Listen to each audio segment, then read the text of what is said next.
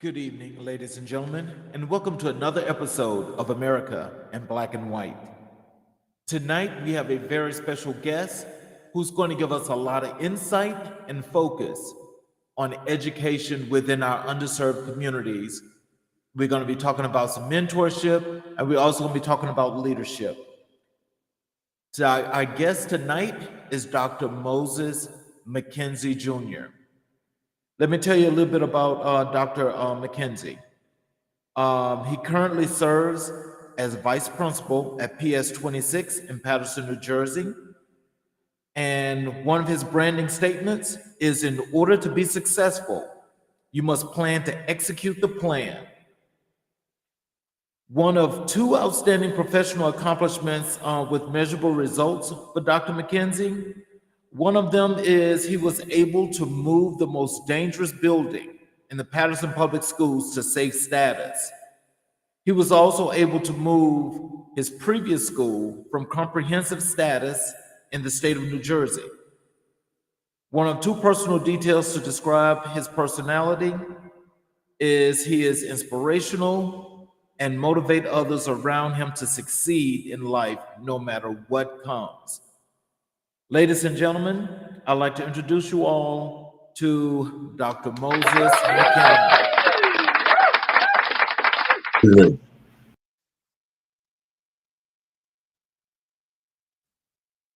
Welcome to the show, Dr. McKenzie.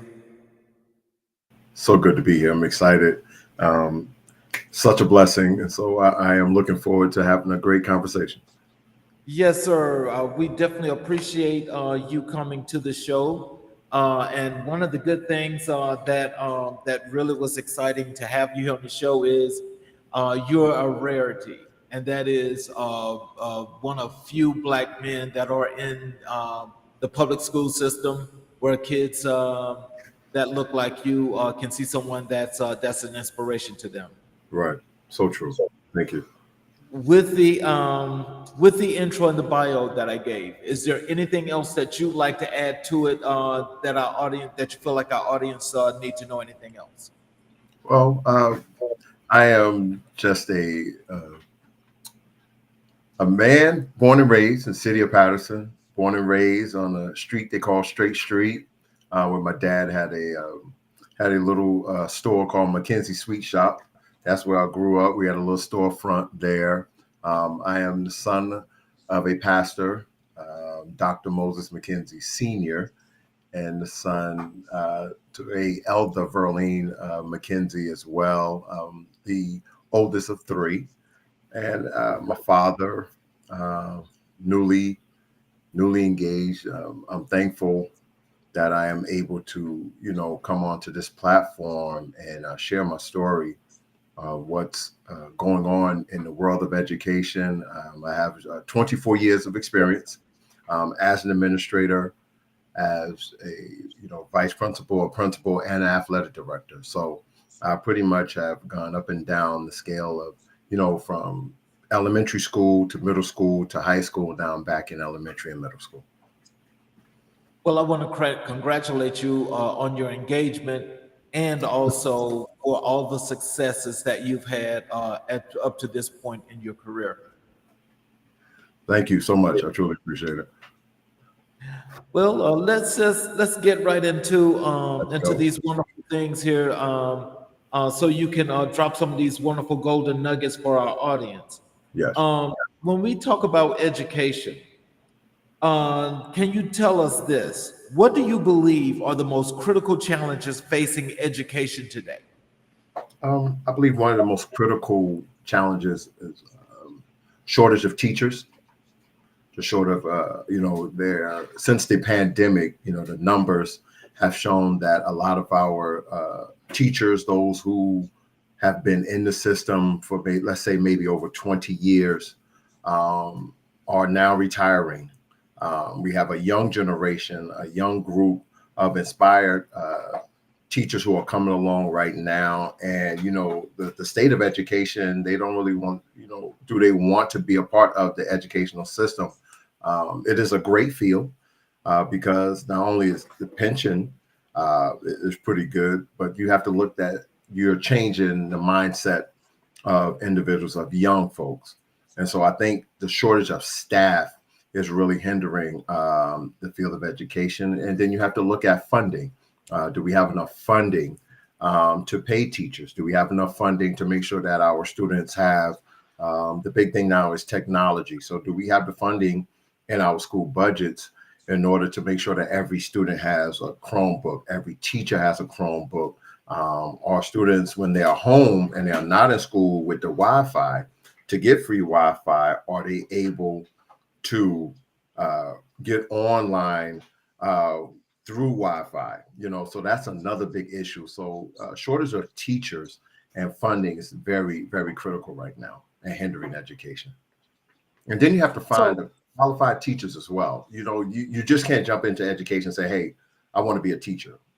There's training, there's schooling that you have to also understand how to teach, what to teach, and also, try to perfect your craft, whether it's in math, science, ELA, social studies, even phys ed. I'm an old phys ed teacher. Phys ed it's science. So you have to understand and know the craft and understand the children that you are teaching in today's society. well, my follow up to that is when you mentioned the shortages, do you think that, things such as the budget shortfall, teachers having to be more like a parent and then a friend as they're teaching students, um, the environment of the school and what the school brings as far as resources to the kids. Do you think that's creating a shortfall of the teachers? No, I to some degree, yes, but you have to look at across the nation. Education has taken a back seat, but it is in the forefront because we still have to make sure we have a bright future. We have to raise up our leaders in education, make sure that our students, like my daughter, her generation is able to carry on it. As the old folks say, carry on and hold the torch in order to pass it on to the next generation. I believe where schools are situated, whether it's urban, whether it's suburban, or whether it's in the rural areas, school districts all across the country are struggling with the same issues. It's just not a field that people want to go into right now. And so you have the dedicated staff members like my veteran staff that I have now that has 30 plus years, the veteran administrators who have 40, 45 years. And they are still, working hard trying to educate young folks. Just like me, I have 24 years, and a majority of the students that I'm their administrator, I had their mothers and fathers when I was their phys ed teacher. So that generation is pretty much fading out. They're moving into technology now. Technology is the thing right now. But I believe there is a shift that is coming. I believe that our students, college is not for everybody. College is not for everyone. And so I think the shift is going to go back to able to use our hands, because I enjoyed home economics. I enjoyed shop. So working with our hands is going to be critical, for the next generation as well, with the use of technology, especially with this AI technology that's available right now. So my last question to this, because that's you start out, you got this really wonderful thing going on here. Yeah. Um, what do you suggest? How would you recommend that, let's say, your school system where you are right now in your area, what should you all do to make this a whole lot better? I believe we are in a good place right now. I believe that we are, finding the right individuals to come into the district and to add to the leadership that is there in the district right now. I believe in putting the right individuals, no matter what race, color, or creed, to put the right individuals where students can relate to. Also, we have to look at our ELL, our MLLs, as they are saying right now. They're using multi-language learners. We have to make sure that we have the right people in place to teach them. So right now, I think in the forefront, we are looking for individuals that can speak Spanish and English effectively in order to, you know, move our students forward in the classroom. Okay. Tell me this: how can educators adapt teaching methods to better cater to diverse learning styles? You have to look at the population. You have to, you know, look at the community, understand the community, who you're going to teach. You have to go out and, I would say, survey your community. Your community, put out a survey for students, put out a survey to the parents, put out a survey to the staff and your community stakeholders, and find a common ground on how you're going to move the school. That's the only way to do it. You have to put out surveys. And once you get that data, understand the data and learn how to take that data and put together a plan. You know, just like my saying, plan to execute the plan. Once you have that plan in place, you're able to use those numbers in order to move the school or the district forward successfully. So let's just say, like in a place where you, so let's say in Jersey, Okay. um, does the state um, actually take the time to ensure of the quality of the education as well as qualify the teachers that are doing the teaching to make the school system that much better? I believe so. I believe the state of New Jersey is doing an amazing job. You know, with the situations that we're in, whether it's finance with budget or dealing with the teacher shortage, they're doing the best that they can in order to, uh, you know, search and input the right individuals in the classroom for our students. I believe they are. So is the impact something that you're seeing as a positive change that's going forward, that's looking bright? I believe there's a positive impact. I believe that with all that's going on with Department of Education in the state of New Jersey, um, you know, the the the burden falls, you know, a lot on our superintendents, but it also falls down on administrators as well, because you have to make sure that you have the right curriculums, you have the right you know, the right forms of technology. You have to make sure that the classrooms are set properly in order to move our students academically. But also with that, you have to look at the culture and climate of schools. So with all that being said, learning does not take place unless you have the proper culture and climate. You know, so I'm a witness to that. With the proper culture and climate in a school, academic success will happen. It's just a matter of taking time. Okay. What role do you think technology should play in modern education? What role? Repeat that again. Let me let that sink in. I like What that question. role what role do you think technology should play in modern education? I think technology should play a very important part in education. It is at the forefront right now. Let's just look at the way things were during the pandemic when everyone was home. Um, During the pandemic, even myself as an administrator, we had to look at all of our parents staying home with their children, being online for 6 to 7 to 8 hours, trying to um, make sure that they remain online, you know, and keep them engaged with the teachers. So technology is very important. Even with the devices that we're using, make sure all the devices are up to date, current, and make sure that our teachers are able to use those devices effectively.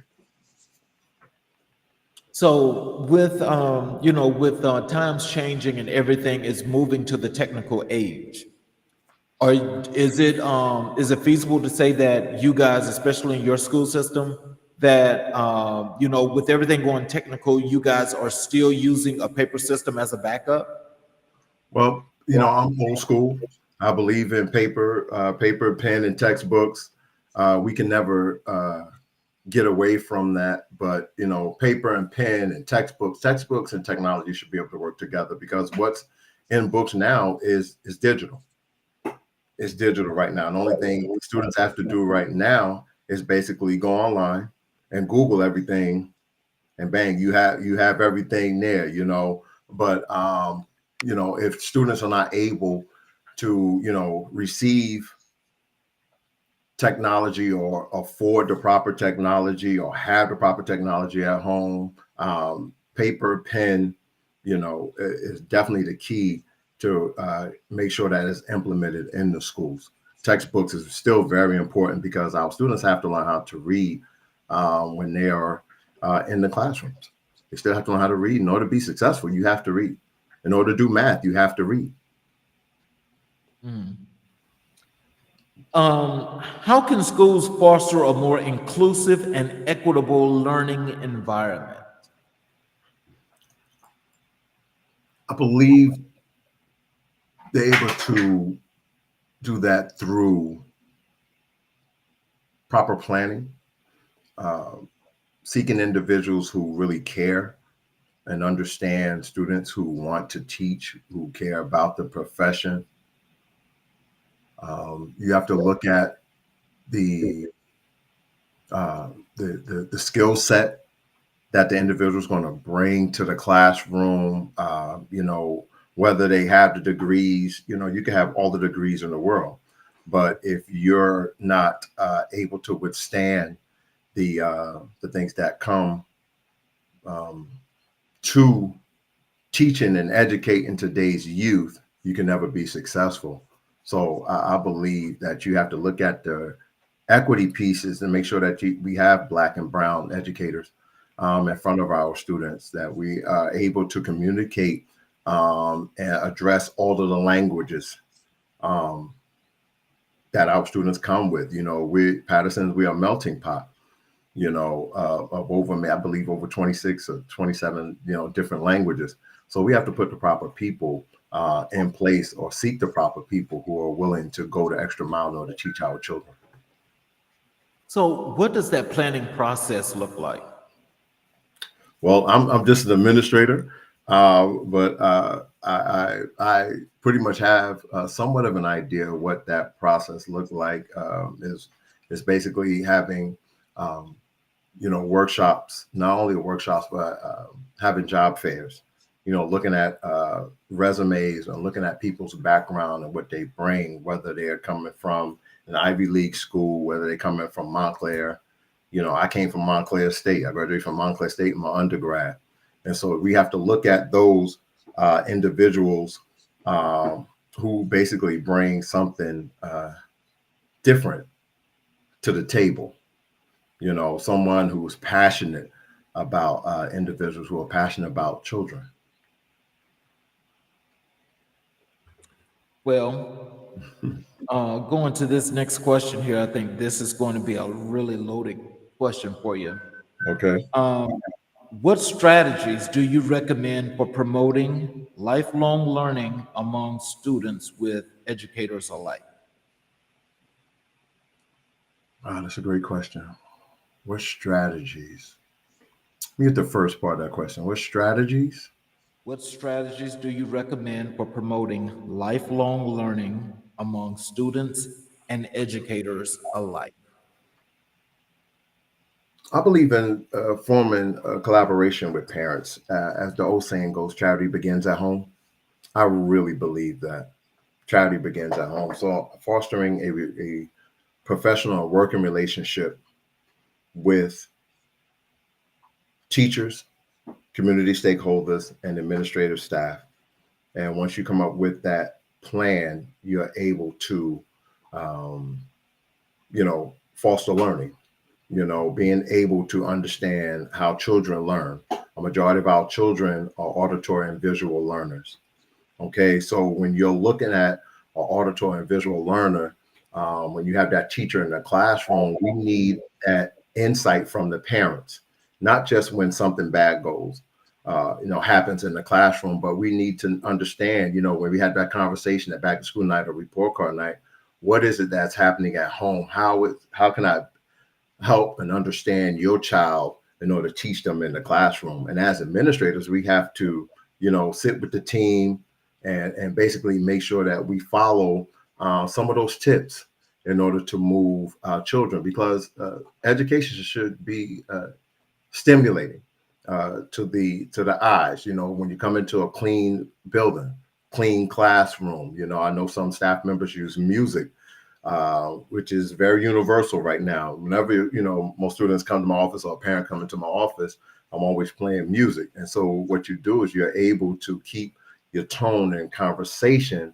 at a pace where you're able to have a productive conversation and still able to listen to soothing music.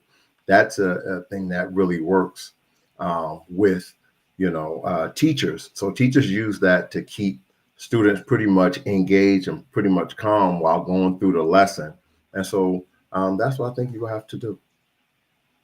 Okay, so besides the work that you do inside the school, Mhm.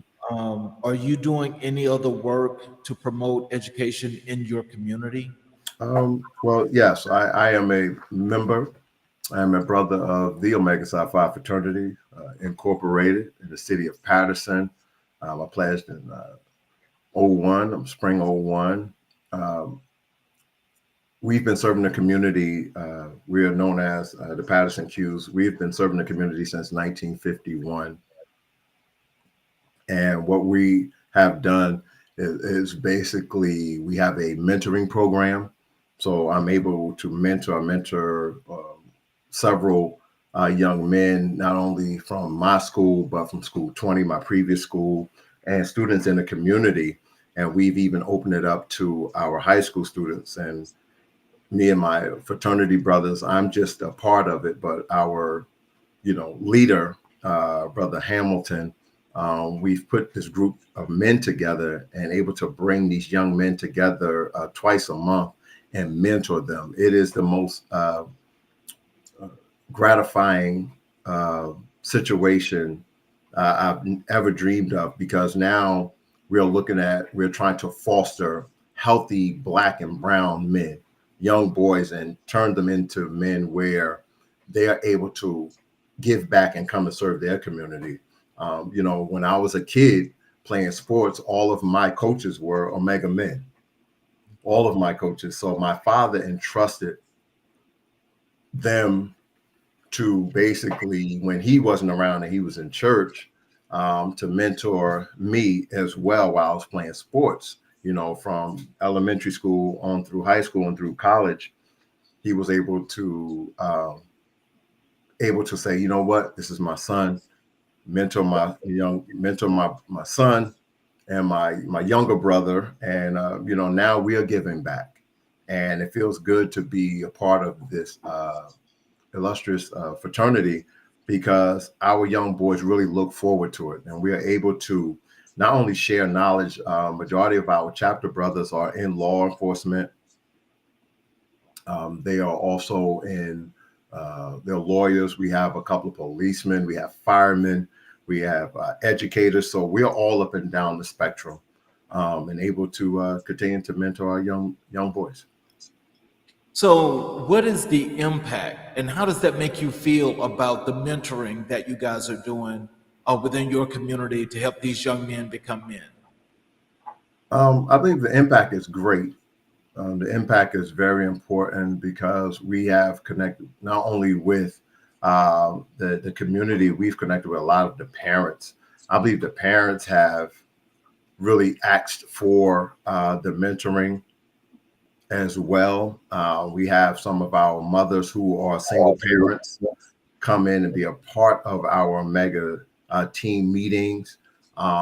It's a great impact because we're able to not only remove them and take them from the city of Patterson, but we're able to take them on field trips as well. We took them to the HBCU basketball game at the Prudential in Newark, and they had an amazing time there. So, there are certain platforms and things that we're able to do with them as well. We do yoga with them to teach them how to tune their mind and their bodies. We do some boxing with them, but the whole goal is to make sure that they're able to be successful young men and grow up and be great citizens and give back to their community. So, sticking with mentorship, what motivated you to become a mentor, and how has mentorship impacted your own journey? I wanted to be a mentor because of servant leadership. My father instilled in me, my mother, my father instilled in me young age when they were in church. And so I was in service 5 days a week, pretty much when my father, growing up and coming up through the ranks, from a superintendent of Sunday school, um, into assistant pastor, and now being a pastor, he was always the first one there. Whether it was him, my mother, or me playing drums while he played the organ, he was always the first one there. And so I looked at my upbringing to how I serve now. Plus, I have a daughter, and even with my daughter now, I was able to, basically set the stage for her and be a mentor to her because she's a daddy's girl. I know it for sure. She's a daddy's girl, and so she's able to, live a life where she's proud of her father and proud of her family and proud of her heritage. So it's been a great impact. Wow.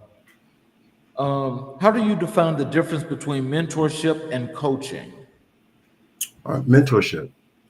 Well, let me get with coaching. So coaching, in order to coach, you're basically modeling when you're coaching. Let's say a football coach. So if you, and I've been a defensive coordinator, and I love playing football, and I played baseball, and the majority of my coaches were, coach me. So what you're doing is basically teaching and modeling how you want a program to run, how you want specific things to be ran and met in order to be successful on the playing field.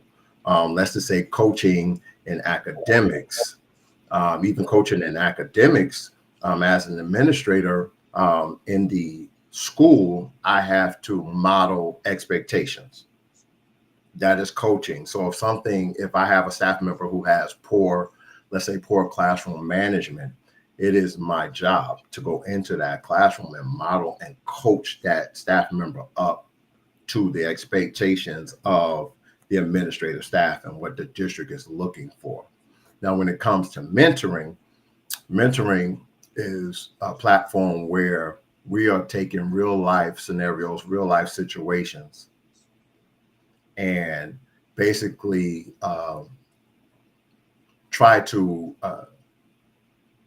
empower them and inspire them to be successful, not only through academics, but we talk to them about real life situations. What do you do, once you move into, from elementary school to middle school to high school and on to college? Mentoring continues. It's a lifelong journey. Coaching only goes but so far, but mentoring is a lifelong journey because sometimes I sit and I reflect. A majority, of my frat brothers, I look back now at my coaches, the ones who coached me are the ones who still mentor me and are able to support me and allow me to be the successful person that I am because they still have the connection, not only in my life, but in my family's life as well. So, is it safe to say that part of that, both coaching and mentorship that you do, that you also instill critical thinking skills?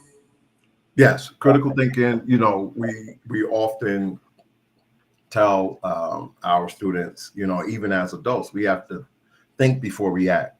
And so basically, you have 1 minute, 1 minute.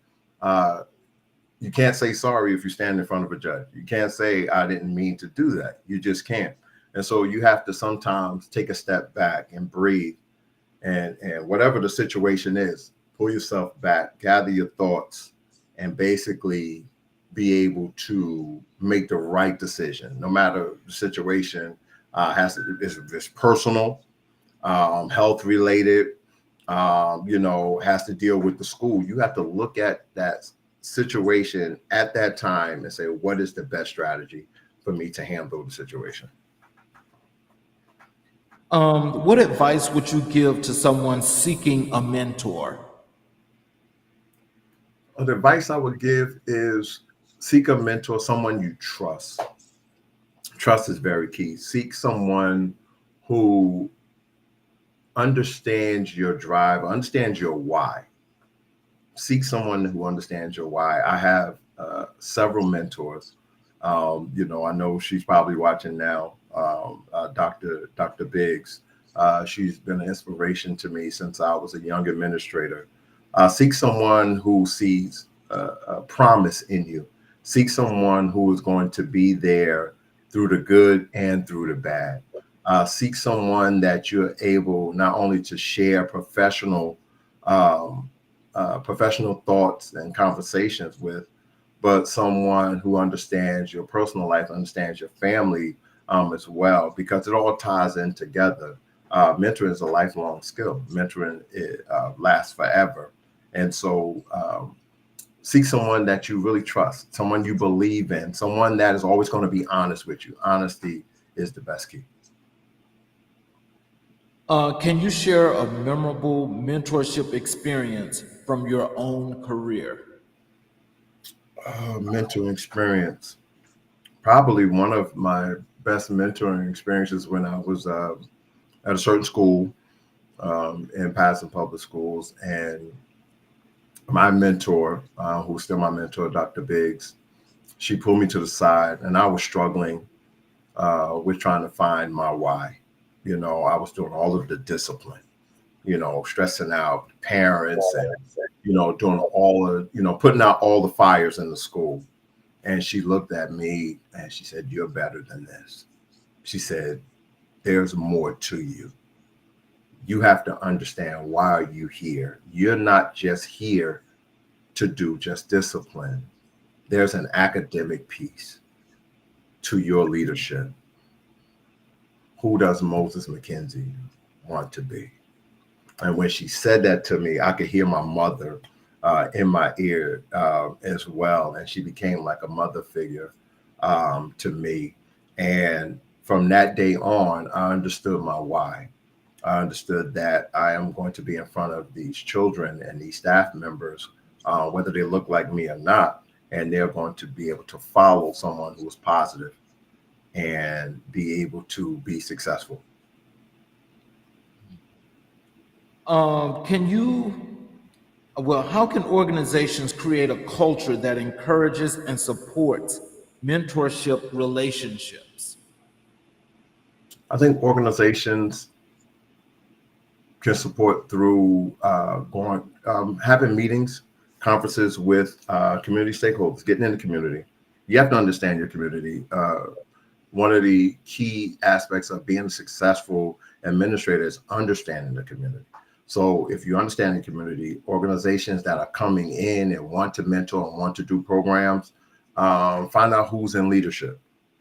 Sit down with the leadership, ask them, do they have a plan? How is it that my organization can best serve not only the school, but can serve the shelters? Some of our students are in shelters, soup kitchens. Some of maybe have families who are homeless. So if your organization coming in, find out what are the key issues. Once you know the key issues, then you go back to your organization and find out the individuals who are able to help and assist you and assist that community in, trying to turn it around and spread good cheer in the community. How can organizations, well, let me just ask you this way. Okay. When it comes to like the mentorship programs that you guys are establishing and how you're establishing yourself within the community, are you guys building culture, building like new foundations? doing things to kind of like change the community in that way where all the images are changing, or is it just pretty much just doing life lessons? No, I think we're changing community because what we're doing is we are through our fraternity, we're teaming up with our sister fraternities, the Deltas, Delta Sigma Theta. Big shout out to Dr. Jalen Lott. Uh, what we're doing is we're teaming up to service our females as well. And so what we're doing is trying to make sure that our students have someone that when mom and dad are not home, if they're in school, that they have a program that they can go to. We're also we team up with with the Department of Recreation, with the YMCA, after school programs. And so what we're trying to do is make sure that we're able to use the connections in the community in order to service everyone. So that's what we're able to do. We're just teaming together and try to make sure that parents are able not only to fall back even on the church. We have some churches who have literacy programs. We have some churches who are food banks as well.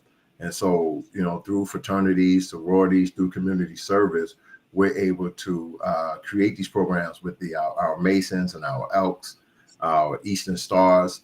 It's a community thing. No one is higher than the other. It's how we're going to move the city of Patterson and the Passaic County, areas to being successful and have an environment where our students and our families are happy to be a part of this melting pot. Wow, that's a great thing. Um, so, do you guys also sponsor or give out a lot of scholarships to the kids in the community? Yes, we have scholarship programs as well that we through the fraternity that we give to our athletes as well. Those who are top, athletes, or even our academic athletes.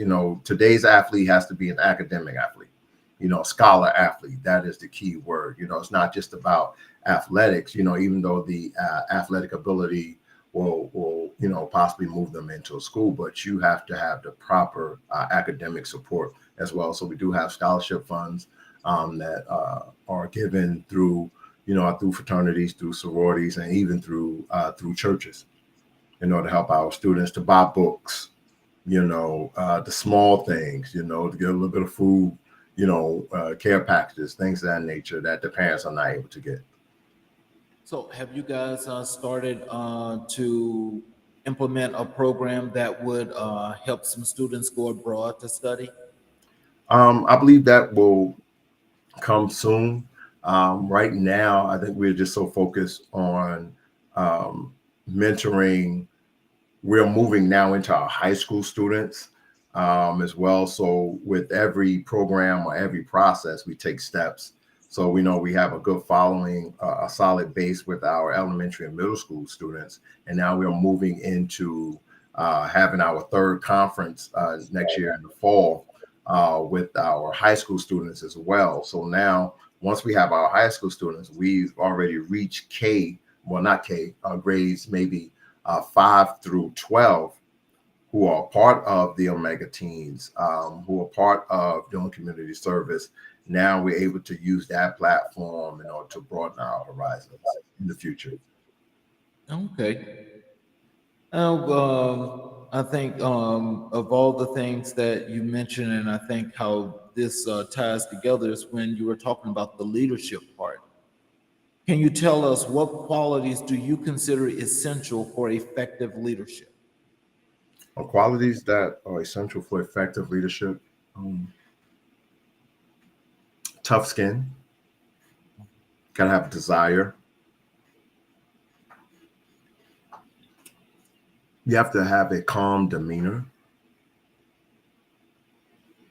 You have to understand the job. It's a big difference from being in the classroom than being an administrator. And so, in order to be effective, you have to, one, be qualified. You must be qualified in order to be a successful leader. I made a post on LinkedIn that leadership has no rank. There's no rank in leadership. Either you're a natural leader or, you're average leader. But the one thing that sticks out with leadership is being a servant. You have to be a servant. And if you're able to serve first and move and help others, I think that is a great component to being an amazing leader. Someone that puts the people first. You pour into people first before they're able to pour into you. That will come. Your blessing will come eventually, but you got to first pour in to the individuals that are working with you, that are willing to go that extra mile for you in order to be a great leader. So, can you share a significant leadership challenge you faced and how you overcame it? A leadership challenge. I don't really professionally. I think being on two different planes with administrative wise, being on two different planes, being a principal, and let's say having a VP or another administrator that's not on the same plane. I think it's very difficult if you don't understand each other. I think that you have to know and understand the commonality of the school and what the plan is for the school. Understand that it is our job in order to move the school academically. We both have to be on the same page. And so I think that there's always a struggle with the approach to leadership. You may have, most administrators are considered like the buffer in between. A certain parent might go to a certain administrator and may not want to talk to another administrator. Those things happen, but you also want to make sure that you are a team, you are one. And, the way you present yourself in public is very key as well. There are so many things. I could talk about this for hours, but, this is one of the things that have, bothered me as administrator coming up is understanding the leadership styles. Everybody's style is very different. I tell people I walk firm, but I'm fair. I'm very firm. I'm very firm in my approach, my physical approach. When I walk, you're going to hear me walking down the hallways. I got, it's funny, I got flat feet. So, you're going to hear me walking down the hallway. My tone and my voice is very, very deep. And so at times when I am trying to get my point across, I have to learn how to either elevate it or pull it back and remain calm as I try to give instructions and directions and be clear and concise in what we are looking for as we move out through the academic day. Even with some, sitting with some of my, my friends, I make sure that I'm aware of my tone. Tone is very important, even if I talk to kids. You can't scream and yell at kids. They're not going to respond to screaming and yelling.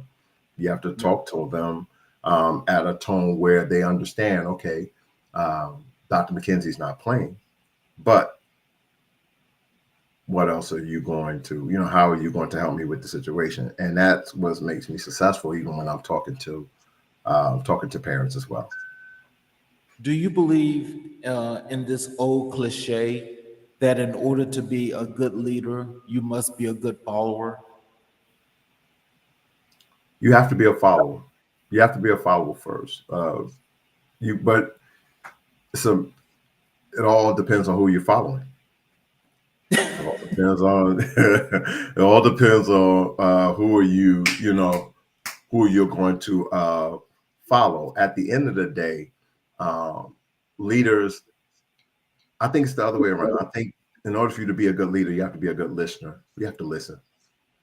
Listen. The students will tell you exactly how the building is running. Staff members will tell you, parents pretty much will tell you what their desire for their student or their child is. You have to listen. So you have to listen before you react. If you're able to listen, be a good listener, then you're able to formulate what you're going to do. Then you're able to formulate a successful plan, and the lines of communication will remain open. So, when you talk about listening, Right. I have a few more questions for you because Of course. this follow up here is, when you're talking about being that good listener and so forth, how do you know when you hone in on that listening skill, who's a good listener and who's not? What do you look for that tells you where you could get an indication? Okay, this is a good leader, so they're being very attentive, and I know that they're going to be able to follow up with whatever I put out to them. A good listener is someone who is constantly paying attention. Someone who is going to give you their undivided attention. Um, by the way you speak, by the way you are talking to them, by the way you're trying to communicate with them, showing that you're very sincere in what you're doing. Um, that's a sign of a good listener. A good listener is able to take that information, basically turnkey, and remember the next conversation that's going to come around. And so I believe one of the keys of a good listener is someone always taking mental notes, someone that is responding to how you're speaking, someone that is going to respond in a positive way. And so when you have the conversation the next time, they are able to basically come to the table with ideas. That is a sign of a good listener. So, how do you approach decision making in leadership roles? Repeat that again. How How do do I? you how do you approach decision making in leadership roles?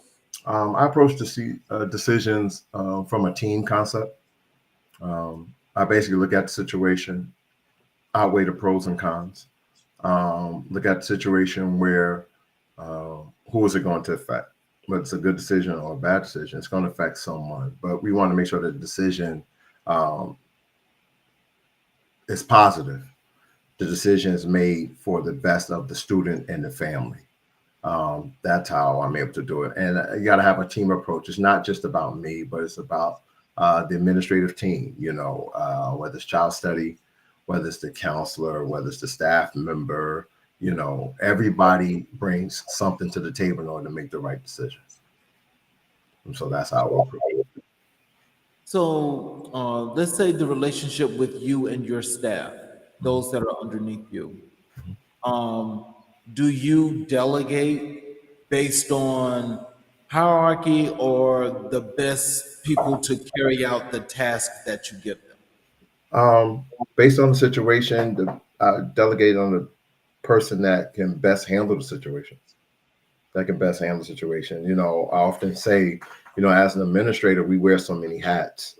But, if there's a situation where a counselor who is a certified counselor needs to be a part of the meeting or this decision making, I'll go and I lean on him or her in order to come to the table with a solution.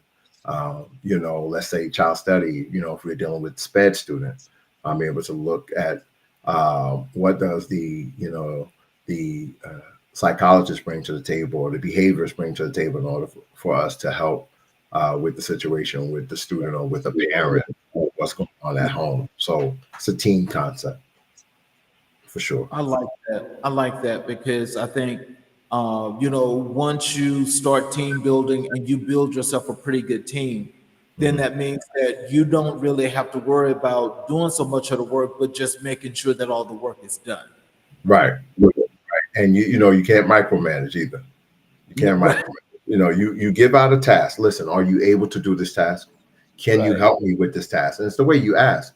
You may not know how. If you could bring something, every little piece helps. But there are individuals on staff, on staffs, even their parents that can come to the table with an idea that can really help turn the situation around for a family. I'm willing to maybe listen to another parent. What would you do in this situation? Without saying names, of course, but how would you handle the situation? But at the end of the day, When I leave the building, I always reflect. I always have a journal, and I journal everything. Always look back and reflect, even when I get home, and wonder what could I have done better, or how can I make the situation, even better for the families. Well, what strategies do you suggest for building and maintaining high performing teams? Maintain a high performing teams. Mhm. What strategies do you suggest for building and maintaining those? Professional development is key, especially so we're talking academics. Professional development is very key. Looking at the skill set of teachers. So, a majority, I shouldn't say a majority, but most schools, when you're dealing with a school environment, and let's say you're working on culture and climate, the key aspect is classroom management. So bringing in professionals on how to keep your class constantly engaged for, let's say, for 40 minutes or a block, a block. So let's say for 80 minutes, get professional development.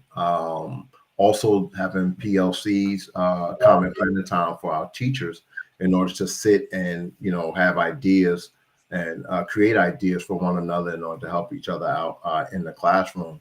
That is very key, and allowing teachers to be leaders. As administrators, we don't know the gems that we have in schools. And sometimes, if they are given the opportunity to, let's say, go out to professional development out of the district and be able to turnkey that information to the administrative staff, that's the perfect opportunity for that staff to be put pretty much in front of their colleagues to say, you know what, Mrs. So-and-so went to professional development. This is what she learned. She has learned. This is how we're going to implement it here in this building. So now you've opened an avenue for this teacher, whether it's male or female, to basically turnkey something that they have been inspired to learn, and they feel confident presenting it to their colleagues and to the administrative staff. In your opinion, what is the role of empathy in effective leadership? The role of empathy, that's a deep question, because empathy is very important. I think you have to understand the individual. Empathy is understanding the individual, understanding the situation. A lot of times we as administrators we go through a lot of situations. Let's say I always say to my staff, first and foremost, your health and your family come first. And so when it comes to being, empathetic or with staff members, I have to look at it. If I was in that situation, what would I do? And I believe in understanding that, it could have been me probably in that situation. So when it comes to empathy, understanding the situation, understanding the individual, and how can you best serve, not find a solution, serve and support that person through that situation. Well, how do you do that if you don't plan on getting so emotional? Um, we're human. We're going to get emotional. We're human. And, just like, if you lost someone, grieving, like, when someone's grieved, you have to give people time to grieve. We as humans, we're going to go through times where we have to grieve. And a majority of some teachers, I know some teachers that deal with grieving come to school maybe the next day. It's like, did you have time to do it? And so I understand that, being in school is probably the best thing for them. But the empathy piece comes in, but like, God, I wouldn't be able to come to work the next day, but always be able to show and tell them that, listen, I'm here for you. I'm here for your family. My door's always open. Being someone that they can come to and always speak and basically share how they're feeling, no matter what time of the day it is. Even if I'm in a meeting, I make sure that I double back and check on everybody. That's what I try to do in my building. I make sure, in the mornings that I'm able to greet them. The first person they see pretty much when they walk in the building is me. They pretty much see me at the door, and I'm greeting everyone. I'm always saying good morning to my guards. And at the end of the day, when it's time for dismissal, pretty much the people I did not see, I make sure I see them on the way out and say, "Hey, how was your day? How are you feeling today? Hey, if you had a rough day, had some discipline issues in your classroom, hey, it's going to be a better day on tomorrow. Just hang in there." But I'm very, very, very key on understanding the individuals that I have to be empathetic with. So, from an overall perspective, Mhm. after going through your leadership, your mentoring, and the educational system itself, what can we expect from you, Dr. McKenzie, and PS 26 in the next 5 years? Oh, well, I think you can expect a school that will be academically successful. Um, you can expect a community that will come together and start to believe more in the leadership. Staff will come together and build an environment where students that are moving throughout the grade levels are still able to learn and carry what they learned from the previous year to the next teacher. You're going to be able to see a school that is going to follow the leadership of the superintendent, follow the leadership of the assistant superintendents who are over the building. You're going to see administrative team that is going to be not only visible, but a leadership team that is able to communicate in a positive manner, be able to walk out into the community and not be afraid to address difficult situations, be a leadership staff that will make the best choice for the wealth of the student, not for self gratification, but for the wealth of the student. So, when can we expect your first book to come out? Oh, listen, um, I want to write a book. I definitely want to write a book. I already have the title and everything. Um, Soon, maybe another year or two. Maybe another year or two. The book will be the name of it be "Son of a Preacher." Son of a Preacher: The Journey of an Administrator in the Urban District. That will be the title. "Son of a Preacher." Son of a preacher. Son of a My Preacher. son of a preacher instead of being the best administrator public schools have ever seen.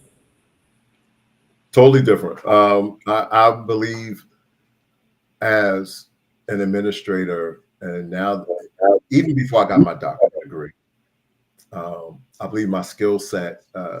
Believe it or not, they say that great leaders are phys ed teachers. When I was a phys ed teacher, I had 60 kids, and per class, for 7 periods. I believe that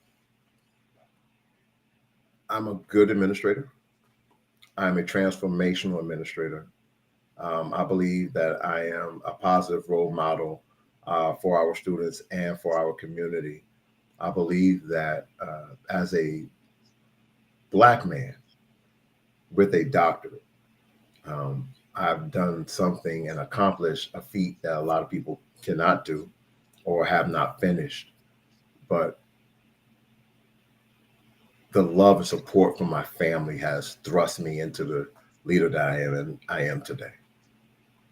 Now, Well, I that, tell you, I myself, as well as this audience, I'm sure I can tell you that we're very, very proud of you, the accomplishments that you have, and the many more that you have coming. thank you. And I'm sure that everybody's enjoyed the show. I've enjoyed this tonight, and I appreciate you for taking the time to Thank you. bless us with your presence.